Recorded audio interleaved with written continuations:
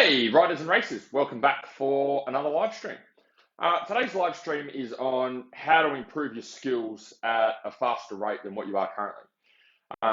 So hopefully to be able to get faster lap times and get better results out on race day.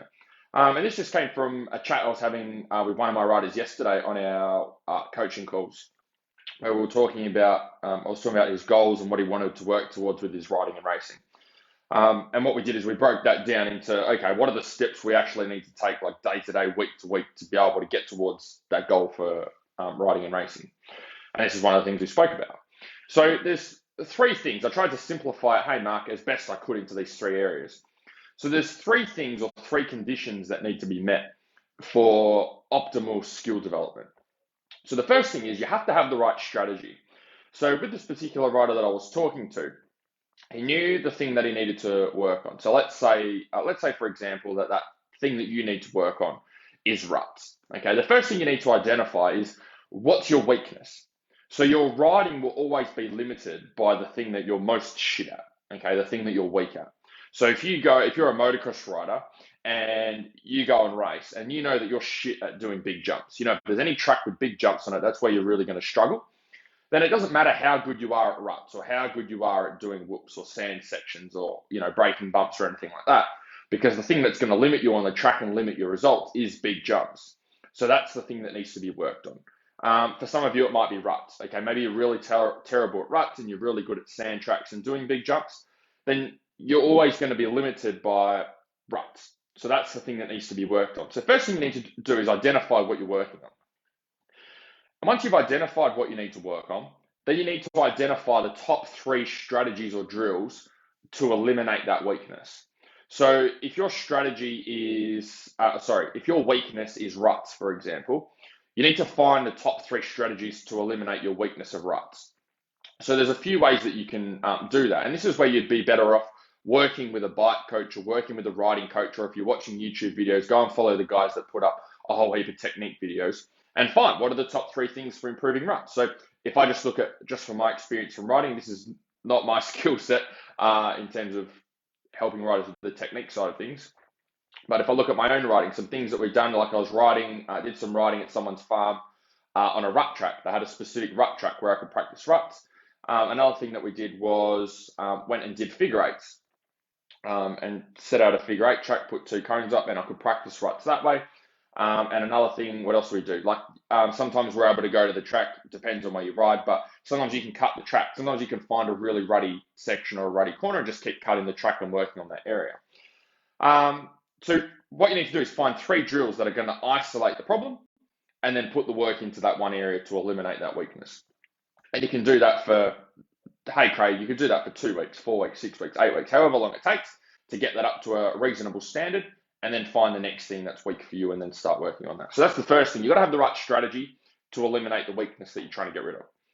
Second thing is you've got to have the right physical environment. So what I mean by this is what will affect your level of skill development is fatigue. So we've all experienced it, right? Like you go out and ride and you can ride one way for the first few laps, and then you get to the end of a ride, end of a race, or end of race day, and you're experiencing fatigue, you're sore, you're lethargic, okay, you don't feel as strong or as fit and energized as what you did at the start of the day, and your technique, your skill level starts to deteriorate and starts to drop. And so does your speed, and so does your results. So when you're developing your skills, it's the same thing. The best way to develop skills is when you're fresh. So that's at the start of the ride, when there's a limited or very little, or should be no fatigue at the start of a ride. We don't want to be training your skills at the end of a ride, okay, or the end of race day, because that's when you've got a high level of fatigue. So physically, your body is not as capable as what it was at the start of the day, which means you're not going to pick up and learn those new skills as fast as what you would as when you're fresh. So the best way to learn skills is always at the start of a ride, because that's when you're the most fresh. That's when you can take in new information and learn new things and pick up things with your riding. Once you're fatigued, it's a lot harder for your body to be able to do that. And that ties into the third one, which is your mental environment, okay, mentally. So your physical condition will affect what happens for you mentally.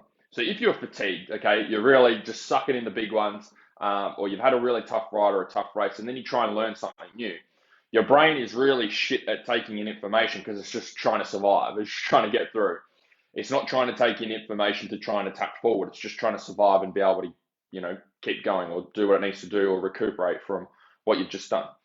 The other thing that can affect your mental environment as well, you probably had this happen before, is if you've had something that's really shocked you. So maybe you had like a big argument with your missus, and then you're trying to do something, and you just have that conversation going through your mind again and again and again. That's not the best time to be learning new skills, because it's going to distract you. Okay, so you need to make sure you've got a clear mind. Majority of having a clear mind, just for majority of you, is going to come down to physical condition and making sure that you're not under fatigue. So to recap on that, first thing you need to have is a good strategy. Okay, you need to find out what your weakness is, evaluate your riding, okay, and go, okay, what are the things that I really don't like at the track or I'm really not good at? And then find the top 3 drills for those. Okay, go and follow Ryan Hughes, or go and do a course with Greg Mossel, or do Lee Hogan's stuff with BCP, or go and work with Stephen Gall. Do something like that. Go and work with these riding coaches, or go and follow their content, and find out what are the top 3 strategies I can use to eliminate my weakness.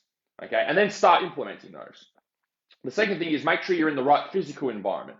So learn your skills at the start of a ride, and make sure you're learning skills when you're fresh, because that's when you're going to take in the most information and get the most progress, not during a ride or at the end of a ride or trying to practice ruts while you're doing a million laps of the track.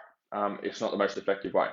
And then mental environment, okay, so which comes into the physical. It's making sure that you're physically fit, cardio-wise and strength-wise, so that you can practice doing your skills, okay, and you can get the most time out of them. And more importantly, even if you are fit, do that at the start of the ride, okay? Break it down into small, manageable chunks. Common mistakes that I see. First one is riders are not specific enough with the strategy. So with this particular rider I was chatting with yesterday, this was definitely the problem is, hey, James, he wanted to work on doing jumps, and that was the thing that he needed to work on. But he didn't have an isolated enough strategy to work on jumps. He was just going to the track and doing laps and then going, yeah, I need to get better at jumps, and doing more laps and hoping to get better at jumps. When you've got a specific weakness or problem, you need to cut away all the other stuff and just zero in as much as you can on the thing that you're working on. So if you're shit at ruts, it's not enough to just go to the track and pound in lap after lap after lap and go, yeah, I'm working on my ruts. That's not isolating the problem enough. What you need to do is go and do specific drills that target that specific problem. It's riding on a rut track, it's doing figure eights, it's cutting the track, and just isolating that one specific problem area. Ultimately, what you're doing is you're trying to get more reps in at the thing that you're shit at. So if you do figure eights, for example, right?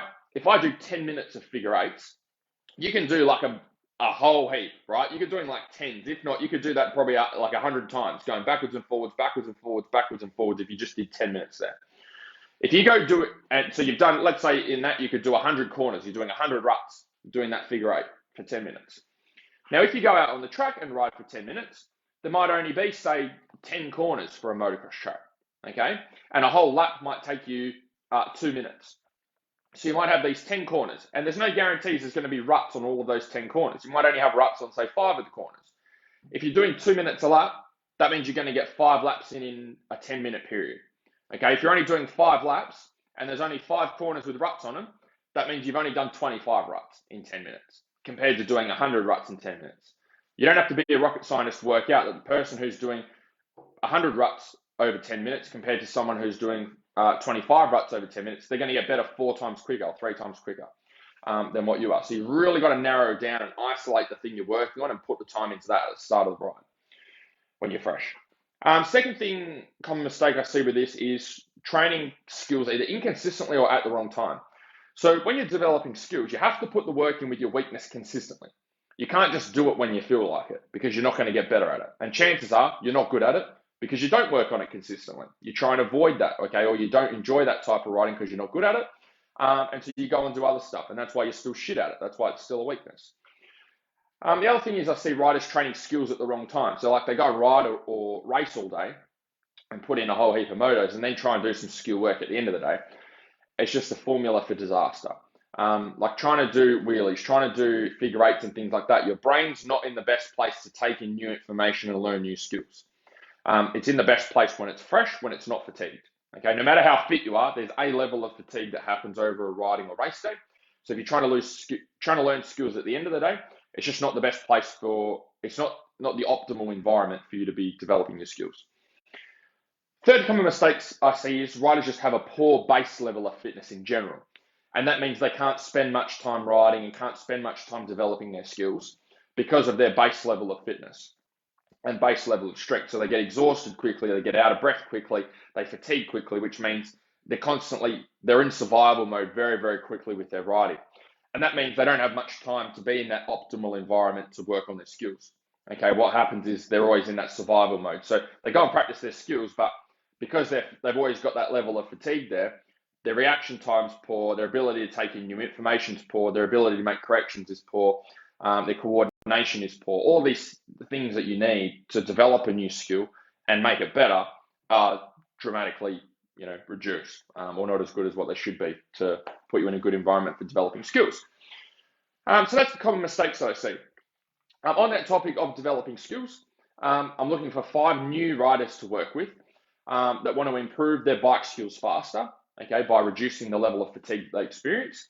I only needed you to do 3 gym sessions per week, and I don't need you to ride every day. If you're riding once a week, that's great. The main thing is I need you to commit to 3 training sessions a week. So if you would like to reduce the amount of fatigue that you experience on the bike, I'll put the application form below in the comments for you, or in the description if you are watching on YouTube. The application will ask you a few quick questions about what you're working towards with your riding, what you're working towards with your training, what the biggest challenges have been for you, and then I'll see if I can help or not. But otherwise, that's below for you in the comments. Otherwise, hopefully you guys enjoyed this video and I'm looking forward to putting together some more. I'll see you guys soon. Ciao.